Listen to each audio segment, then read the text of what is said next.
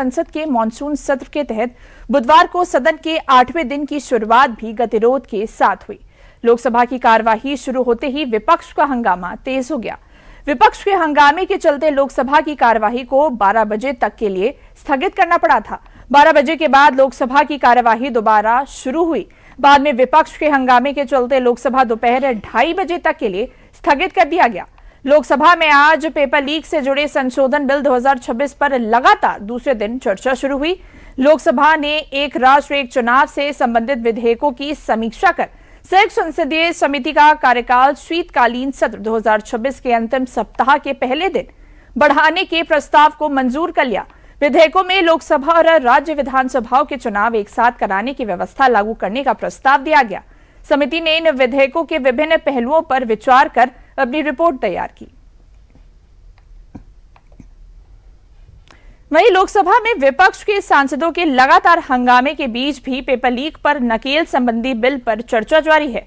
विपक्ष के रवैये पर स्पीकर ओम बिरला ने कहा कि सदन ने प्रश्नकाल के दौरान कई बार बोलने का मौका दिया, लेकिन सदन को इस तरह बार बार बाधित करना सही नहीं है। मैंने आपको हर विषय हर मुद्दे पर पर्याप्त समय दिया है, लेकिन इस तरीके से आप सदस्यों के प्रश्नकाल के समय बाधित करो, नियोजित तरीके से सदन को वेदान केदा करो, ये उचित नहीं है। मैं पुनः आपसे आग्रह करता हूं कि प्लीज आप अपनी अपनी सीट पर बैठिए। आप माननीय सदस्यों के हक को नहीं मार सकते, ये तरीका उचित नहीं है। आप अगर सदन को वैधान करना चाहते हैं, नियोजित तरीके से गतिरोध पैदा करना चाहते हैं, ये संसदीय परंपराओं के अनुरूप नहीं है।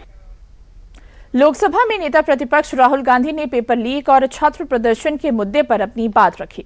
राहुल गांधी ने कहा कि सभी राजनीतिक दलों को युवाओं की भावना का सम्मान करना चाहिए।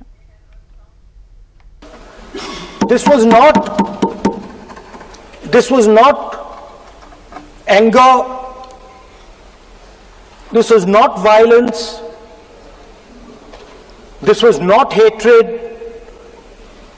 This was an expression, deep expression of the youth of this country,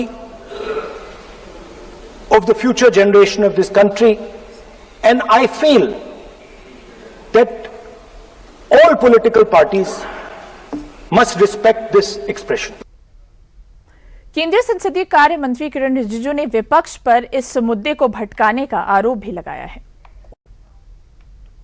इतना महत्वपूर्ण बिल पर चर्चा हो रहा है और वो इधर उधर का बात करके भटकाने के लिए और राजनीतिकरण करके वो ध्यान भटकाना चाहते हैं। इतना अच्छा बिल लाया है छात्रों का डिमांड से और प्रधानमंत्री जी का इतना बड़ा एक फैसला लेने से अब एक नया कॉन्फिडेंस आया है छात्रों में।